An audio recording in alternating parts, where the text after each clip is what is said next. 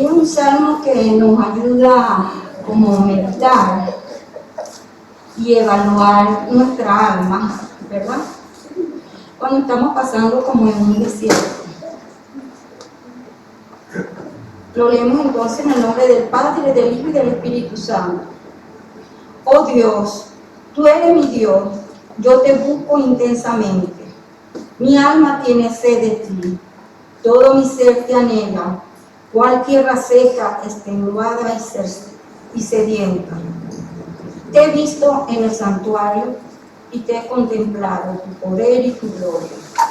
Tu amor es mejor que la vida, por eso mis labios te alabarán. Te bendeciré mientras viva y alzando mis manos te invocaré. Mi alma quedará satisfecha como de un suculento banquete, y con labios jubilosos te alabará mi boca. En mi lecho me acordé de ti, pienso en ti toda la noche, a la sombra de tus cantares, porque tú eres mi ayuda. Mi alma se aferra a ti y tu mano derecha me sostiene. Lo que buscan mi muerte será destruido. Bajarán a tus profundidades de la tierra, serán entregados a la espada y acabarán devorándose por los chacales. El rey se regocijará en Dios, todos los que invocan a Dios lo alabarán, pero los mentirosos serán silenciados. Qué preciosa palabra, una promesa que Dios tiene con nosotros. Amén. Vamos a orar al Señor. Damos así inicio al hermano Josué para que esté con nosotros con la predicación. Y bueno, estemos atentos a lo que el Señor nos va a hablar en este día. Señor, te damos gracias por tu palabra leída, gracias porque tú eres nuestra fuerza, gracias porque tú nos sostienes, gracias porque tú eres, Señor, el que nos da fuerza para seguir adelante, nos da ánimo, nos da fortaleza en medio de cualquier circunstancia, de cualquier situación que estemos viviendo.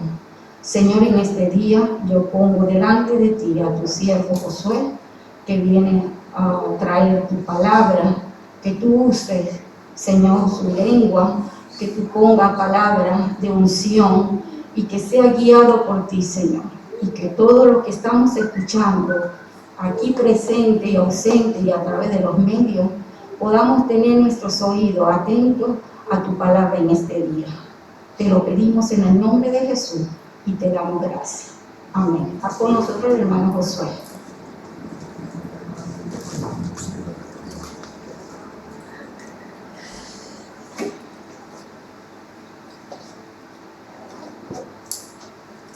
Buenos días. Vamos a tener una lectura.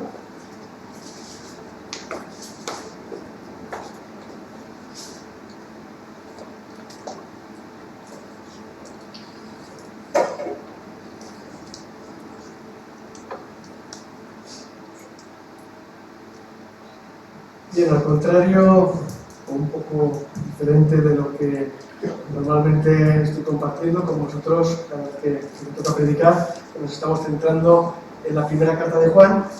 Hoy vamos a salirnos un poquito de este guión y vamos a tener un texto diferente. Vamos a meditar un poco sobre lo que encontramos en el libro de Génesis, en el capítulo 25, los versículos del 19 hasta el final del capítulo 34. Génesis, capítulo 25, del 19 al 34. Vamos a leer este pasaje. Y dice así: estos son los descendientes de Isaac, hijo de Abraham. Abraham engendró a Isaac, y era Isaac de 40 años cuando tomó por mujer a Rebeca, hija de Betuel, arameo de Padán Aram, hermana de Labán arameo. Lloró Isaac a Jehová por su mujer, que era estéril, y lo aceptó Jehová, y concebió Rebeca su mujer. Y los hijos luchaban dentro de ella, y dijo: si es así, ¿para qué vivo yo? Y fue a consultar a Jehová. Y le respondió Jehová: 2 naciones hay en tu seno, y 2 pueblos serán divididos desde tus entrañas. En un pueblo será más fuerte que el otro pueblo, y el mayor servirá al menor. Cuando se cumplieron sus días para dar a luz, he aquí, había gemelos en su vientre, y salió el primero rubio y era todo velludo como una pelliza, y llamaron su nombre Esaú. Después salió su hermano, trabada su mano al calcañar de Esaú, y fue llamado su nombre Jacob. Y era Isaac de edad de 60 años cuando ella los dio a luz. Y crecieron los niños, y Esaú fue diestro en la caza, hombre del campo, pero Jacob era varón quieto que habitaba en tiendas. Y amó Isaac a Esaú porque comía de su caza, mas Rebeca amaba a Jacob. Y guisó Jacob un potaje, y volviendo Esaú del campo cansado, dijo Jacob: te ruego que me des a comer de este guiso rojo, pues estoy muy cansado.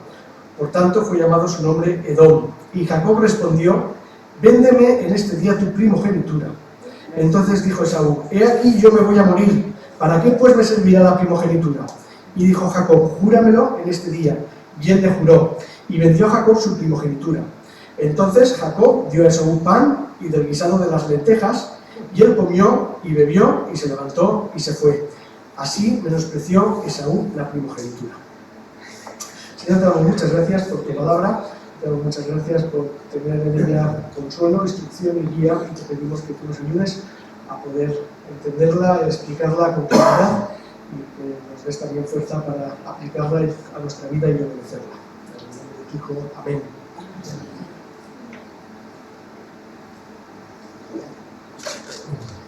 Bueno, pues a los que no lo sepáis, pues en la escuela dominical llevamos varias semanas estudiando, bueno, ya son bastantes semanas, estudiando el libro de Génesis. Y la verdad es que son unos estudios que están resultando, por lo menos desde mi punto de vista, apasionantes. Lo que estamos haciendo los domingos por la tarde a través de la plataforma Zoom, nos conectamos y ahí tenemos nuestro estudio.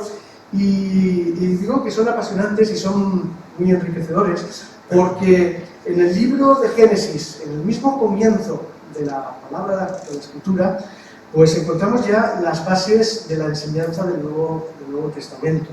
El plan redentor de Dios para el hombre aparece ya ahí perfilado, aparece ya ahí definido mediante una simiente, como estamos viendo en nuestros estudios, una simiente que primero se nos presenta como la simiente de la mujer, ya desde el mismo inicio, desde el momento en el que el pecado entra en el mundo, la simiente de la mujer que aplastará la cabeza de la serpiente, y más adelante se va perfilando y esa simiente se define como la simiente de Abraham, y se nos presenta esa simiente como el plan divino para traer bendición a todas las familias de la tierra, a todos los hombres sin importar raza, ni condición, ni nacionalidad, ni nada por el estilo. Y de esa manera, ya desde el inicio de Génesis, desde el inicio del Antiguo Testamento, se explica el plan, el propósito eterno y definido de Dios, que ahora ha sido traído a la luz mediante el Evangelio.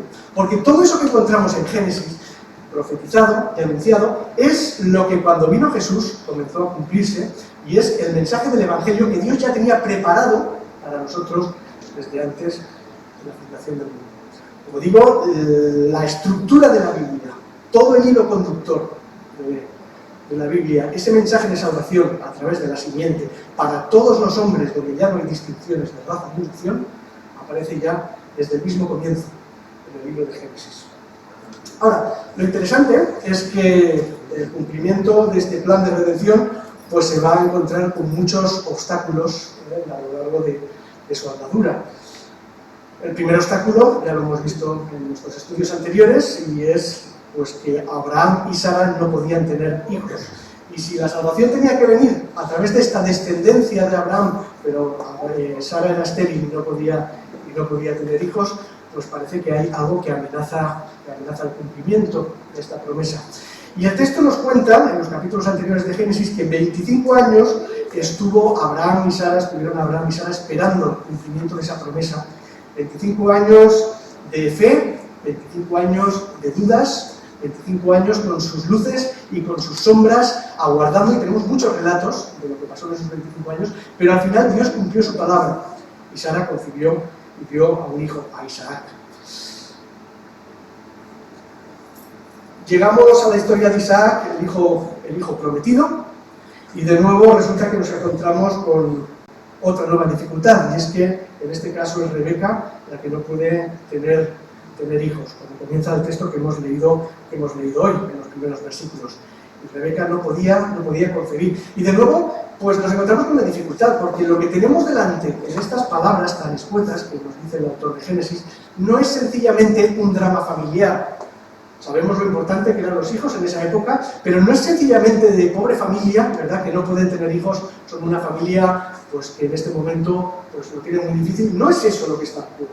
Lo que está en juego es la bendición, la simiente prometida, es mucho más, es la redención de la humanidad que ha sido prometida, porque esa redención tiene que venir a través de la simiente de Isaac.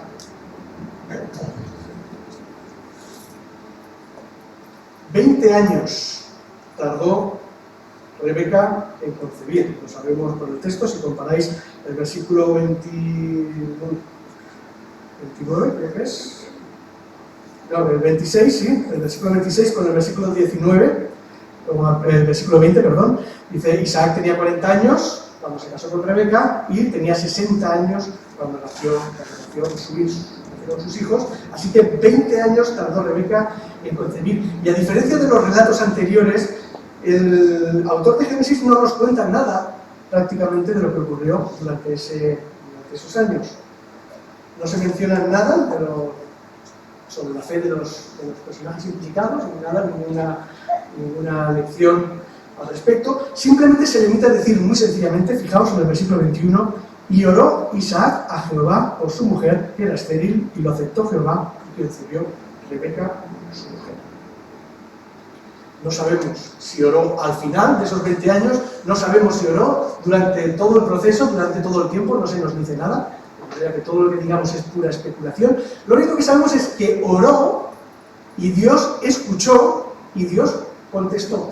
Y aquí es donde ya tenemos la primera lección, o el primer punto interesante que quiero que nos fijemos hoy, y es la oración y la respuesta de Dios. Porque es muy interesante notar, los que hemos estado estudiando el libro de Génesis, de que Isaac estaba destinado a ser el padre de una nación. Esto no es nuevo, esto ya ha aparecido, el texto lo ha asegurado de diferentes formas muchas veces y en muchos momentos. Por poner dos ejemplos, en el capítulo 17, versículo 19, dice Dios a Abraham: ciertamente Sara, tu mujer, te dará a luz un hijo, llamará su nombre Isaac, y confirmaré mi pacto con él como pacto perpetuo para sus descendientes después de él. Es decir, Dios le ha dicho ya a Abraham que Isaac va a nacer y que Isaac va a tener descendencia. Isaac va a tener hijos. Es decir, que Dios lo ha asegurado. Hay muchos más textos. 21, capítulo 12, también en un episodio anterior, dice Dios: en Isaac te será llamada descendencia. Es decir, cuando están los intentos de buscar hijos por otros medios, dice Dios: no, es Isaac, él es el padre que va a tener la descendencia. De manera que Dios ha prometido que Isaac va a tener hijos. No hay ninguna duda de que Isaac va a tener descendencia, porque Dios lo ha dicho. Ahora, fijaos lo que dice el texto. Oró Isaac por Rebeca, su mujer, y aceptó Jehová la oración y concibió Rebeca.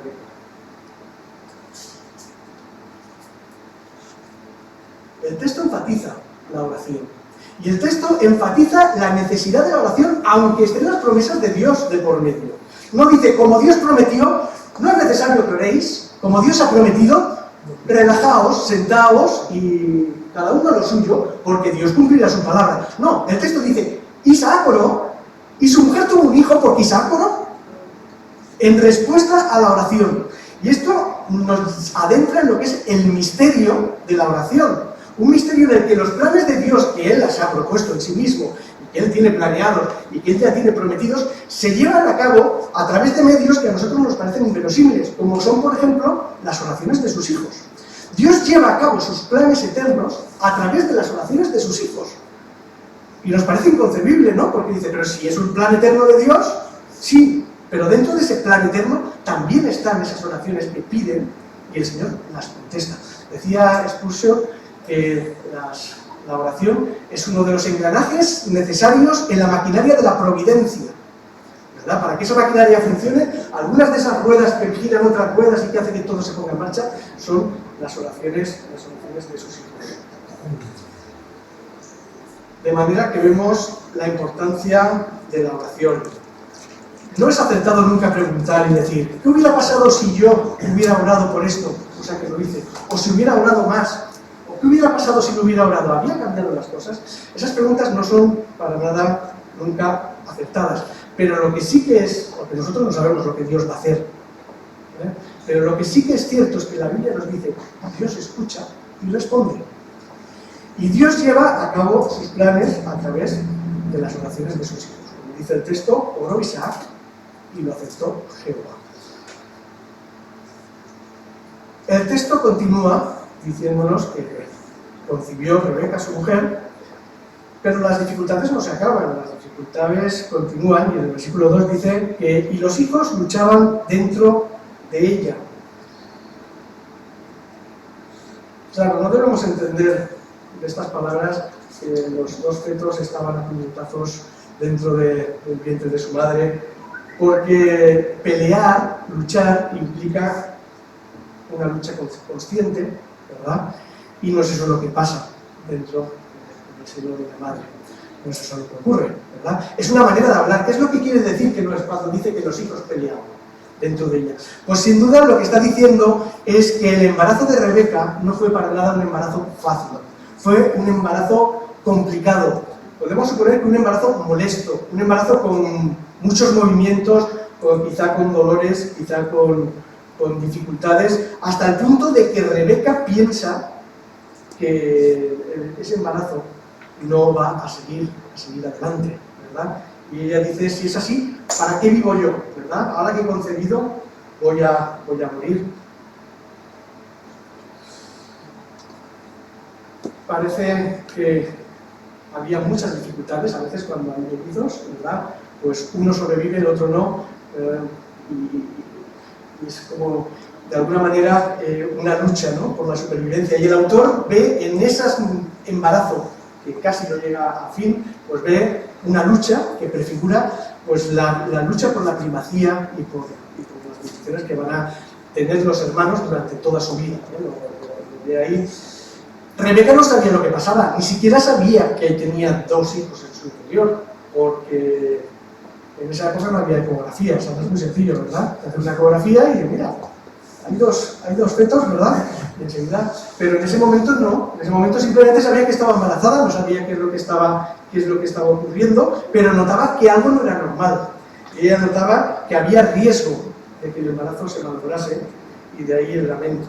Y de ahí también su acción. Dice el texto que fue Rebeca a consultar a Jehová.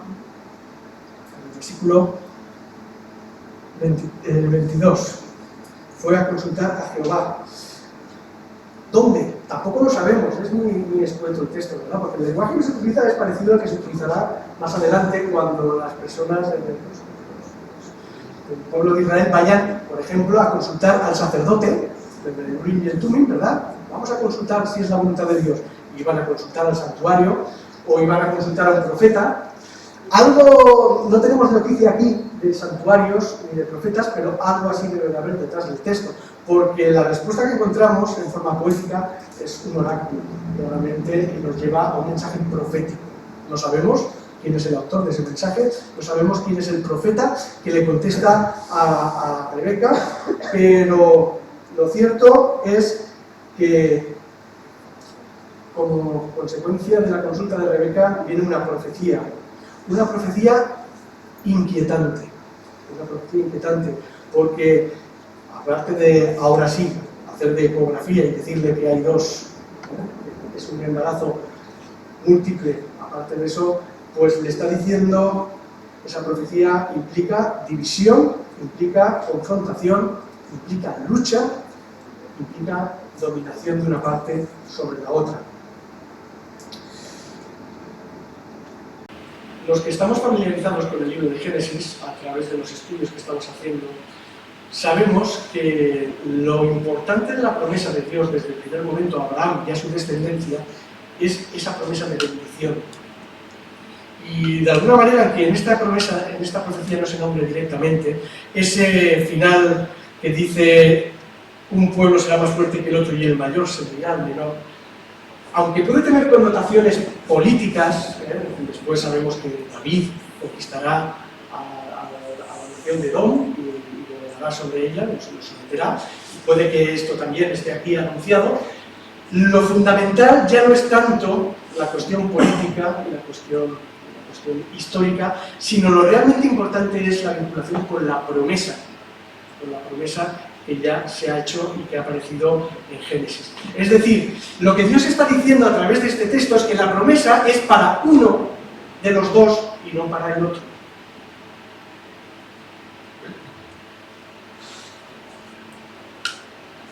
El texto no es solamente una predicción anticipada de lo que va a ocurrir, sino que es una expresión determinada de la voluntad soberana de Dios, tal y como lo interpreta Pablo en Romanos capítulo 9, en los pasajes. Hemos leído mucho a Pablo en nuestro estudio de Génesis porque no podéis imaginaros cómo toda la teología de Pablo y toda la teología del Evangelio surge de aquí, de Génesis, de los relatos precisamente de Abraham, principalmente. Y dice Pablo en Romanos 9, hablando sobre estas cosas, dice, y no solo esto, hablando de quién es el verdadero Israel, no todo Israel es Israel, dice Pablo, no todos por ser judíos son Israel. ¿Quiénes son el verdadero Israel? Los elegidos por Dios, porque Abraham tuvo 2 hijos, dice, ¿verdad? Y a uno escogió Dios y al otro no. Y no solamente eso, dice, sino también cuando Rebeca concibió de uno, de Isaac, nuestro padre, pues no habían aún nacido, ni habían hecho aún ni bien ni mal, para que el propósito de Dios, conforme a la elección, permaneciese no por las obras, sino por el que llama, se le dijo, el mayor servirá al menor, como está escrito, a Jacob amé, mas a Esaú aborrecí. ¿Qué pues diremos? ¿Que hay injusticia en Dios? En ninguna manera. Pues a Moisés dice, tendré misericordia del que yo tenga misericordia, y me compadeceré del que yo me compadezca. Así que no depende del que quiere, ni del que corre, sino de Dios que tiene misericordia. Pablo ve este relato de Génesis y ve con toda claridad que aunque Isaac y Jacob todavía no habían hecho ni bien ni mal, ni habían pensado ni lo bueno ni lo malo, Dios ya tiene su plan hecho. Y no tiene en cuenta lo que ellos han hecho ni lo que van a hacer. Tiene en cuenta su propósito soberano que se fija sobre Jacob y no sobre Saúl. De manera que en estas palabras pues, vemos un conflicto, pero también al mismo tiempo vemos el plan soberano de Dios, que ya se nos revela desde aquí. Y el conflicto entre estos dos hermanos, que es prefigurado en esas molestias del embarazo, el conflicto que es confirmado en ese oráculo que hemos visto ahora, se confirma en el momento del pacto. Porque salen 2 hermanos, cuando llega el momento del nacimiento, cuando se cumplen sus días, el día del versículo 24, y aquí había gemelos en su vientre. Salen 2 hermanos casi seguidos, uno agarrado al talón del otro, que de nuevo se toma como un indicativo, como una ilustración de esa competencia, de esa lucha. Es como si de alguna manera nos dijeran a ver quién sale antes, y sale Saúl, pero Jacob sale detrás, casi agarrado, como diciendo yo no me quiero quedar atrás, yo quiero salir delante. Por supuesto es un lenguaje figurado, ellos no piensan esas cosas, lo tenemos muy claro. Pero prefigura e ilustra ese conflicto. 2 hermanos que son muy diferentes. Son diferentes en su aspecto, porque el uno era rubio y peludo, nos dice el texto, y el otro pues era pues, lampiño, que ya más adelante, ¿verdad? No tenía pelo y se tiene que, recordamos el pasaje, que se tiene que poner una pelliza del rebaño para suplantar a su hermano, porque su hermano era peludo y él no. Así que de aspecto físico son diferentes en carácter, porque el uno es, versículo 27, es intrépido y es aventurero, es movido. El otro es tranquilo, un hombre que habita en tiendas y que le gusta la tranquilidad, ¿verdad? Son diferentes en ocupación. Uno se dedica a la caza, el otro se dedica pues, a estar en tiendas y, como sabremos más adelante, es pastor, cuidador de los rebaños. Y aquí se nos presentan dos ideas muy distintas. No hay por qué ver un juicio o preferencia en esa diversidad, a veces de los ganaderos frente a los cazadores, que es meramente descriptivo y el texto sirve simplemente para preparar lo que viene, los acontecimientos que vienen después. Después de todo, la diversidad de intereses y de ocupaciones son necesarias, tanto en la sociedad como en la Iglesia, ¿verdad? Y esa diversidad no es mala, sino todo lo contrario. Ahora, como veremos, esa diversidad de carácter pues, va a tener sus consecuencias. Y como decíamos, aunque nacen prácticamente al mismo tiempo, son totalmente diferentes de aspecto y de carácter. Y este pasaje, precisamente, fue utilizado por San Agustín, en su momento, para demostrar lo absurdo del zodíaco y del horóscopo. Lo absurdo del zodíaco, pues San Agustín razonaba con toda esa gente que seguía el horóscopo no es simplemente algo que sale en los periódicos, ¿verdad? Y que se lee con paso de tiempo. El horóscopo es una religión pagana muy antigua, que se remonta a los tiempos babilónicos, que viene desde la antigüedad, y que ha estado siempre presente la influencia de los astros sobre las personas. Y a las personas que seguían esta religión, porque es una religión, San Agustín les plantea este texto y dice, mira, dos hermanos que nacen seguidos, que nacen a la vez uno cogido del otro, y no se parecen en nada, ni en carácter, ni en forma de ser, ni en aspecto físico, ni en nada. ¿Qué significa eso? Que el horóscopo es una patraña, y es una mentira. Y te dirán, no, es que las cartas astrales cambian, porque a veces cuando en tal momento cambian, y es muy diferente, en un minuto cambia mucho. En un minuto cambia mucho, entonces ¿qué vas a saber? Es decir, si en un minuto cambia tanto, en un periodo como es un mes, ¿cuánto cambia? Habrá 100.000 caracteres distintos, todo lo que existe. De manera que no, que el horóscopo, y quizás sobre todo para los más jóvenes, que a veces pues, un entretenimiento, a ver qué dice hoy. Primero, los que hacen eso no tienen ni idea. Segundo, es una patraña para embaucar y para sacar dinero. Allá al lado de mi casa hay un grupo pirujo de estos que hacen, ¿verdad? Y tiene su consultoría y no imagináis cuántas personas van a intentar manipular y a intentar labrar su destino de una manera absurda. Lo peor es que no es simplemente una confianza vana, lo peor es que mucha gente se aprovecha y son unos sacadineros, embusteros, negociantes, que trafican con la felicidad de las personas, precisamente para su propio beneficio y para llevar un Mercedes, por ejemplo. Cuando detrás de eso no hay más que engaño, mentira y superstición, como vemos, por ejemplo, en este texto. Dejando esto al margen, vamos a seguir con el texto de Génesis. Y el texto nos habla de favoritismos, y es otro de los aspectos que me gustaría ver muy brevemente. Versículo 28 dice, y amó Isaac a Esaú, porque comía de su caza, mas Rebeca amaba a Jacob. Y resulta que es muy interesante notar cómo los relatos de Génesis no están en absoluto idealizados. Normalmente los relatos sobre personajes prominentes se idealizan para destacar las virtudes de sus héroes, ¿verdad? Y ponerlos como intachables, como personas ejemplares en todos los sentidos. Sin embargo, la Biblia es realista en todos los sentidos y no se corta en presentarnos las faltas, las debilidades, los errores de los personajes que en ella se nos presentan. No pretende presentarnos a Isaac como intachable, ¿verdad? Sino que muestra como este favoritismo que tanto aparece en la Biblia, no aparece solo aquí. A lo largo de toda la Biblia veremos que este favoritismo aparecerá vez tras vez y a veces tiene consecuencias desastrosas. Y es que el favoritismo es algo que es innato en la condición humana. Y nosotros leemos esto y decimos, qué malos padres, ¿verdad? Los padres no tienen que hacer estas cosas, no tienen que ser pues, de esta manera. Sin embargo, yo os pregunto y digo, ¿es que acaso nosotros no somos culpables muchas veces también de favoritismo? A lo mejor en la familia lo tenemos tan asumido que lo intentamos evitar a toda costa, ¿verdad? Y por lo menos que no se nos note, ¿no? Pero El favoritismo no termina en la familia. La acepción de personas no termina en la familia. Es un defecto, sea en la familia o sea fuera de la familia.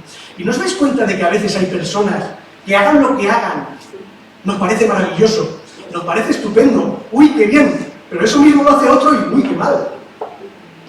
Porque a veces no estamos pendientes de la calidad de la acción, sino de la persona que la ejecuta y de que la lleva a cabo. Y si lo hace una persona, que es santa de nuestra devoción, entonces esto es perfecto, está todo bien hecho. Pero como lo haga el que no nos cae bien, esto, bueno, no está mal, pero se podría haber hecho mucho mejor. Vamos a ver, no se me ha ocurrido nada. Y la verdad es que creo que debemos de llevar cuidado con estos juicios. Que los vemos aquí en la familia, que son todavía un poquito más feos, pero que no se acaban en la familia y abarcan todos los aspectos. Así que condenamos el favoritismo, pero no condenamos, antes de juzgar a Isaac y a Rebeca, lo que debemos hacer es mirarnos a nosotros mismos. Es decir, condenamos el favoritismo en nosotros. Un pequeño episodio más, y con el ya concluimos, y es la venta de la primogenitura. Los versículos finales. A mí Jacob me parece un personaje muy interesante. Hay mucha gente que no le gusta y que no le cae bien. Yo no, en los estudios yo intento no juzgar a los personajes, porque creo que la Biblia no está para que juzguemos. Esto lo hizo muy mal, esto lo hizo muy bien. Ya lo he dicho muchas veces, ¿no? Otra cosa es que la Biblia dé su veredicto, ¿no? Pero creo que no hay que juzgar ni a los vivos ni a los muertos. Hay que sacar las lecciones pertinentes. Y Jacob me parece un personaje muy interesante porque es despierto, es astuto, es pícaro, ¿verdad? Y tiene esa picardía que sabe salirse con la suya. A veces con medios pues, que nos parecen un poco discutibles, ¿no? un poco honestos, podríamos decir. Pero lo que no cabe duda es que él tiene sus prioridades muy claras y sabe lo que quiere. Y cuando algo quiere, no renuncia a ello. Su hermano tiene algo que él desea, algo que él anhela con todas sus fuerzas. Y él va a estar atento para aprovechar la oportunidad. Y lo cierto es que la oportunidad se presenta y aparece. No sabemos si lo tenía preparado, puede ser, conociendo a mi hermano y sabiendo cómo es. Yo sé que una comida, ¿verdad? O quizá se le presentó la ocasión y se le encendió una bombillita en ese momento y dijo, oh, ahora es la mía, ¿verdad? Aquí viene mi hermano, que sabe, Jacob, que su hermano es un hombre muy básico, un hombre de estos que cuando tiene hambre, lo importante, lo único que hay es llenar el estómago. ¿Has conocido a alguien así? Hay muchas personas así. Mi padre cuando tenía hambre, cualquiera le decía algo, ¿verdad? Pues aquí Esaú es de esta manera de ser, ¿no? Y Jacob lo sabe, y sabe que viene cansado y viene con hambre, y ahí está Jacob con su guiso preparado pues para sacar partido. Ahora, ¿qué es lo que Jacob busca obtener con esta transacción, con esta venta? Como digo, los que habéis aprendido las pruebas de Mical ya sabéis por dónde van los tiros. Lo que está en juego no es simplemente la primogenitura en el sentido normal, lo que está en juego no es el liderazgo del clan familiar, ni una porción más grande de la herencia, de los bienes. Lo que está en disputa es la promesa, es el hilo conductor de toda la carta de Génesis. Hay una relación entre primogenitura y bendición. Esto se verá más adelante en el capítulo 27, cuando Jacob, con otra treta, consigue la bendición de su padre, también haciendo de las suyas. De manera que aquí lo que nos encontramos es un contraste más entre los dos hermanos, porque uno de los hermanos tiene intereses muy básicos. Un plato de lentejas es su mayor prioridad por el simple motivo de que tiene hambre. Y si tengo hambre, tengo que comer. Y lo demás no me importa. Fijaos la descripción tan somera que encontramos en el versículo 34. Entonces Jacob dio a Esaú pan y del guisado de las lentejas, y él comió y bebió y se levantó y se fue. Comió, bebió, se levantó y se fue. Se come sus lentejas, se levanta, ya ha hecho todo lo que tenía que hacer y ahí se va. Yo era esto lo que quería, lo he conseguido, lo he disfrutado, ahora por otra cosa. Esto ya podemos pasar podemos pasar páginas. Y el problema es que muchas veces suele ser así con las cosas que deseamos, ¿verdad? Parece que es lo más importante. Esaú decía, dame lentejas que me muero. Lo dice así en el texto, dame lentejas que me muero. ¿Para qué quiero yo la primogenitura si me estoy muriendo? Si tengo un hambre, ¿verdad? Pero una vez que lo consigues, pasas página y ya está. Y las placeres de este mundo nos prometen cosas impresionantes, nos prometen cosas maravillosas, parecen que la vida se acaba si no lo tenemos. Pero, ¿y después qué? Comió, bebió, se levantó y se fue. Ya está. Lo has disfrutado a otra cosa. Ese es Esaú. Jacob tiene la vista en cosas más elevadas. Conoce la promesa de Dios, conoce la bendición prometida y hará todo lo posible por conseguirla. Y a veces los medios pues, parezcan un poco raros. Jacob es de esas personas que cuando ve los bienes espirituales a su alcance, se aferra a ellos y no los suelta, cueste lo que cueste. Si tiene que luchar con su hermano, luchará con su hermano. Si tiene que engañar a su padre, engañará a su padre. Y si tiene que luchar con Dios, luchará con Dios. Y lo veremos más adelante, de ahí su nombre Israel, porque se aferra y dice, yo no me suelto, yo esto lo quiero. Yo esto lo quiero y no estoy dispuesto a renunciar a ello. No me corresponde, lo sé. No soy digno de esa promesa, lo sé, pero me agarro y no lo suelto. Lo quiero para mí. Y como digo, de ahí vendrá su nombre Israel. Lucha. ¿Verdad? Y esto nos plantea un contraste entre nuestra sociedad actual y la vida espiritual. Porque nuestro mundo, nuestra sociedad, es como Esaú, ¿verdad? Lo primero es la satisfacción inmediata. Como decía la canción que cantaba Freddie Mercury, lo quiero todo y lo quiero ya. Muy bonito, ¿verdad? Lo quiero todo y lo quiero ya. Así era Esaú, y esa es precisamente la aplicación que sacan los autores bíblicos sobre este tema, sobre este texto. Hebreos 12:16, no sea que haya algún fornicario o profano como Esaú, que por una sola comida vendió su primogenitura. Por una comida vendió su primogenitura. Y esto nos lleva a una última pregunta. ¿A quién nos parecemos? ¿A Jacob o a Esaú? Para uno lo importante es la satisfacción inmediata de sus instintos, o de obtener sus deseos cuanto antes, vivir el momento, vivir a todo tren, disfrutar de todas las oportunidades. El otro tiene una perspectiva diferente. Su prioridad no es la necesidad material, sino obtener la promesa, conseguir la bendición. Los dos desean algo. La diferencia es que uno pone las miras en las cosas de este mundo y el otro tiene anhelos más elevados. Mirad, el veredicto de la Escritura es claro, lo que decía antes, la Biblia a veces nos da sus veredictos, y en este caso, el veredicto de la Escritura es claro.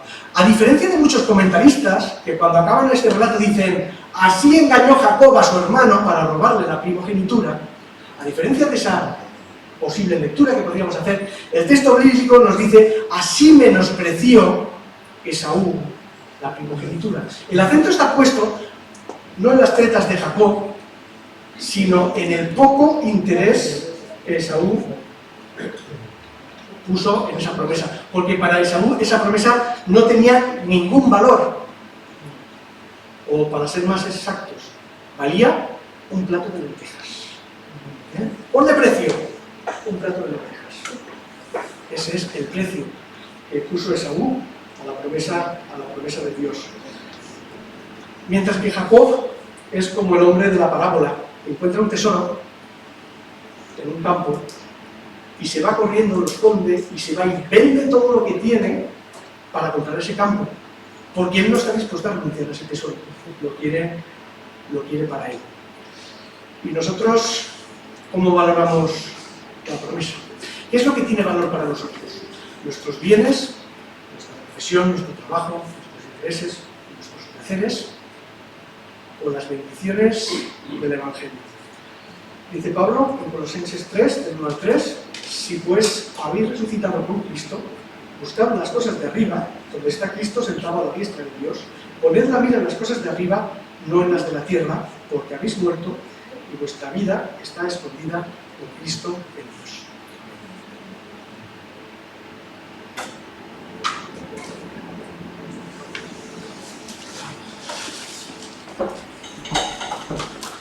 Amén. Yo creo que se merece un aplauso en esta mañana, ¿verdad? La palabra del Señor, ¿verdad? Vamos a darle un aplauso al Señor por su palabra en esta mañana, de verdad, que Dios es bueno y nos enseña que cada día debemos estar prestos a su palabra y poder practicarla. Bueno, vamos a darle una información. Vaya preparando los diezmos, las ofrendas. Todas aquellas personas que se le hace más fácil hacer las transferencias y no tiene el número de cuenta, ya ustedes conocen al hermano Jesús, que se le puede usted acercar y él le puede dar el número de cuenta, y si tiene más fácil ustedes de hacerlo, pues él se la dará.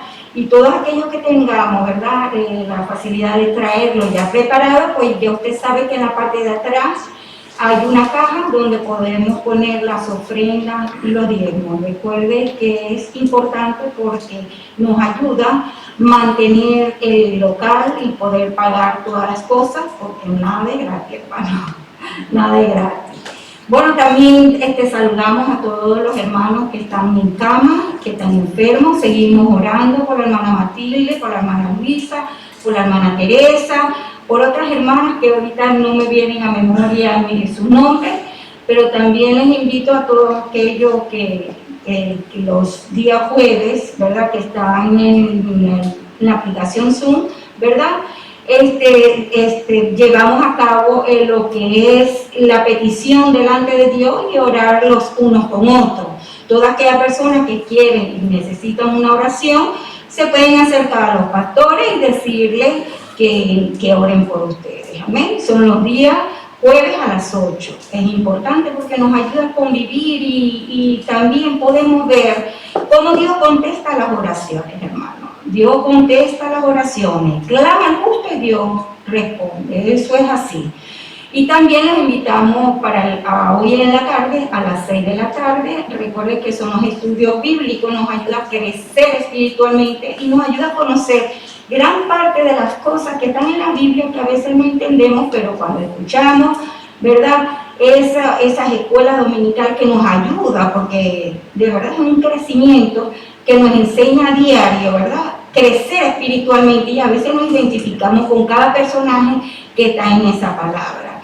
Bueno, vamos a orar para que estemos despedidos, y Dios les bendiga, y seguimos orando, seguimos confiando en Dios.